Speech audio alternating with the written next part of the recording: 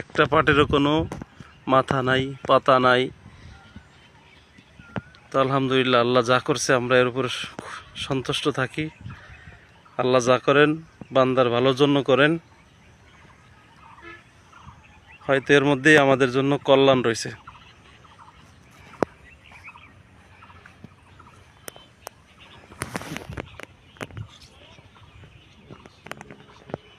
একটা পাটেরও কোনো মাথা নাই, সমস্ত পাট মাথা ছাড়া হয়ে গেছে।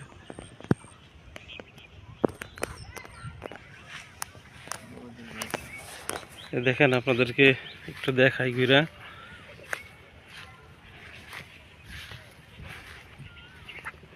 পুরো চকের অবস্থা একই।